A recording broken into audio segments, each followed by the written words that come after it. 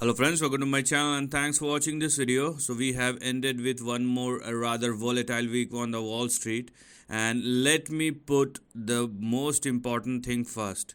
The risk is rising and it is rising very fast. Maybe you can see it or you cannot, but there is a definite indication that the risk is rising and rising very sharply. So you need to understand what is happening and what will probably happen going forward. So let us see what are the main events that has impacted the market and that will probably impact the market in the next 1 week. But there are some things which you need to look at. Now, whenever you are looking news which is not related to business but making headlines, I'm not talking about the G20 summit because this is a leadership summit. So keep this thing aside. But apart from that, you have soccer news, and then let me show it to. So you have, this is fabulous. Taylor Swift is single-handedly giving a boost to hotel industry revenue. This may be a way with which companies' profits will boost, but this is not something because of which the entire region flourish. So you should understand what is happening, and I'll definitely show you what are the other things that you need to look at. And I'm just baffled by the headlines this week. Apart from Apple product launch, you have soccer, you have crypto infrastructure, you have some geopolitical news, and you have some European news. And then the most important one is world climate efforts. And this is one of the most serious issue which is rising and rising very fast, and I have talked about it I think 1 or 2 months back, that this is going to make big damage not only a particular area but the global economy overall, and this can cause trillions of dollars worth of problems, and this is not going to good. It's not only make a hole in your pocket, but it will make a hole on your dinner plate as well. So this is the utmost priority which the global leaders should look at and talk about, and most importantly work on it immediately. So this is something which one should taken care of, because over a period of time this is increasing and increasing very fast. Let's see what else we have. Now the big elections are coming. So elections will definitely, one of the issues or news related to election will move around. And then you have European gas prices jump 10% as strikes get underway at major LNG facilities in Australia. And this is not going to go down. You will see spikes time and time again, and we are going to discuss with the help of chart, which will give us a much clear picture. Apart from that, let us see what else we have. So we have Asian Development Bank says the world faces immense funding challenges. Obviously, when you have so much debt and you are increasing the interest rate continuously, obviously something will crack. Meanwhile, something will crack, and nobody understand. It does not matter how experienced you are in the stock market. Nobody has the ability to time it until and unless you are that. Even if you are that person who is handling all the situation, but the thing is it will create big problems and you have to face it. Everybody has to face it, and it is coming and coming very fast, because some data points are indicating so. So let us see what else we have as far as the major headlines are concerned. Okay, I think this is most of it, but yes, when we have yields, we are going to talk about the yield chart as well, and I have been talking about the treasury yield chart for the last 1 year or so, because yield is something, the overall yield curve is something which is hard to sabotage, And if yield chart or yield curve is saying something, you need to take it. Obviously, when talking about the analysis of yield curve chart or how to understand it, it all depend upon your knowledge and your research and your experience on that particular chart. But overall, it will definitely give you a clear indication about what is happening and what will probably going to happen. Now let's see what has happened on last Friday and what will probably happen thereafter. And Dow Jones up by merely 75 points, NASDAQ 12 points, and there is a huge amount of volatility in last Friday. S&P 500 6 points, gold at 1942, oil has already given a breakout, and I've talked about it, and I've been talking about it for the last 1 month, and a breakout has happened. Now it is definitely moving beyond 90. That's a very clear picture. 10-year yield at 4.26, VIX at 13.84, and let it surpass 15, then you will see the actual entertainment. Apart from that, you have yields which are rising and rising very fast. Now the 2-year yield is very near to 5%, and the long term yield are also rising. Now this makes the overall yield curve chart flat, and a flat yield curve chart is a completely different thing, and you should understand the seriousness of this. It's not only a chart, but it defines lots of things. Apart from that, we are going to talk about the dollar index. I think it is not available over here, so we are going to talk about the chart. So what we should do, let's start with the dollar index itself. So this is the dollar index, and this time I'm using the monthly chart or the long term chart of dollar index. And why I am doing so, because there is a big breakout that has happened, and this changed the entire scenario. Because if this breakout sustains, and more than that, if this breakout continues, then we will definitely have some big changes. Now when I'm talking about the breakout happened above 103, and most specifically above 104. So if dollar index, just listen to me very carefully, if dollar index continues to trade and sustain above 104.3 or more, which is the case right now, then the next two targets or the levels that has now opened up for dollar index in the upcoming, not only in the next couple of days, but in the upcoming weeks or months, and it will be in between 114 and 121.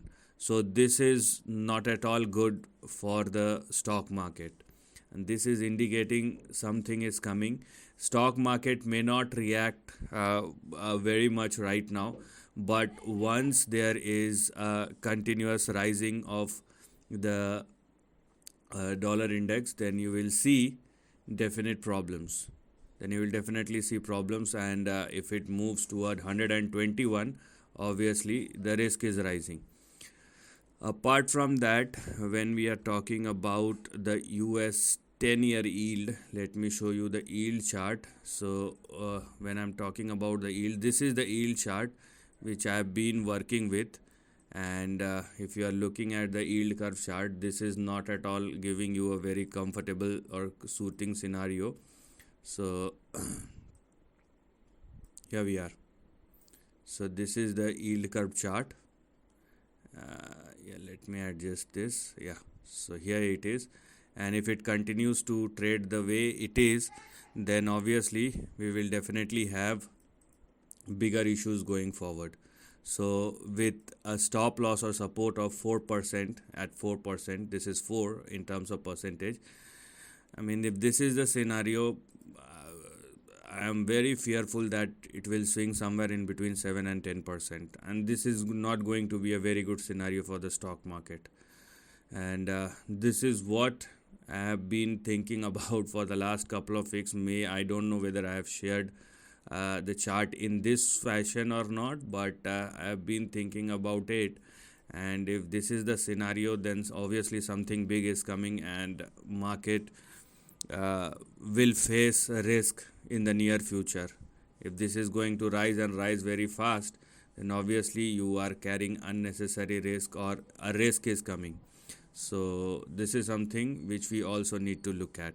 Apart from that, let's talk about the major indices. So let's start with the dollar index, beg your pardon, the Dow Jones. So this is what the Dow Jones is talking about. Now I would simply say leave it, okay, because the current price action of dollar index, beg your pardon again, the Dow Jones is very interesting, and let it settle above these two levels. So for Dow Jones or DJI, if it started trading and most importantly sustaining above 34,600 and 34,750, then you can move higher. So if Dow Jones started trading and sustaining above 34,750 or more, then you will definitely see a swing towards 36,990 or 37,000. Okay, this is conditional. So let it sustain above that. If it does not, then obviously sooner or later you will again see a price correction. Meanwhile, here we are. This is your support. Meanwhile, this is the support which we have. So what we can do, you can also use 34,300 as your support and stop loss, below which a downside may start. I'm not saying it's going to go down. What I'm saying is wait and watch. If you want to go long, then wait for Dow Jones to sustain above 34,750. If it does happen, you will see a move towards 36,990, and if it falls below 34,300, the downside will resume again. So that's what I'm saying. Apart from that, when we are talking about NASDAQ composite, so this is what the price chart of our NASDAQ is telling you. I mean, this is not positive and this is not negative either.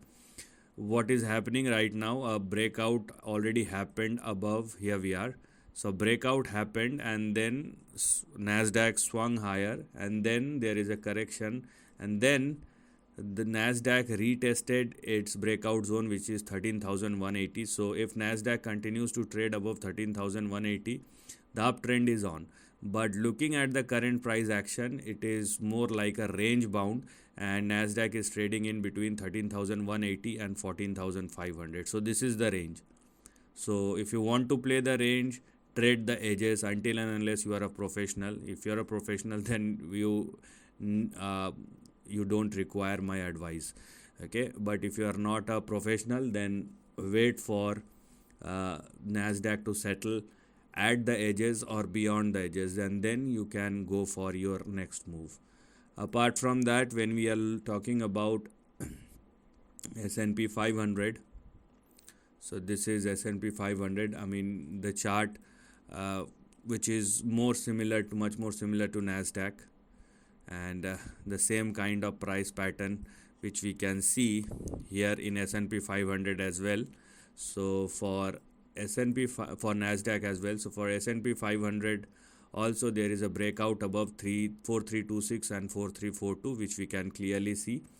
And if you are looking at the price chart of S&P 500, it is also showing some kind of range, and the range starts with 4326 and 4342, and on the upside we have 4606 and 4642. So this is the current range in between which S&P 500 is trading, and if it surpasses 4642, then it may probably move towards 4800.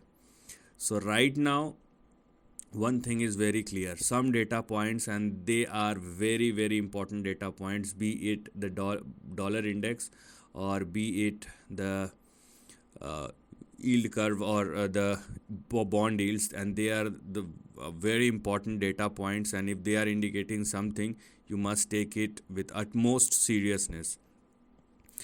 I mean, stock market will adjust each and everything on daily basis, but those are something which are, slow moving indicators, and they will take its time, and if they are indicating something, then you should take it. Apart from that, the WTI, let us so this is the price chart of WTI, and those who have watched my previous videos, I have been talking about the breakout already happened, and I am very clear with the move that here we are. So if WTI crude has already made a breakout above, and this is the futures chart, 83 and 83.74, it is now trading very near to 87.50. So the next move or next two targets that we're gonna look at moving forward will be as follows. So for WTI crude futures, the next two targets will be 94 and even 97.83. So this is something which one should look at.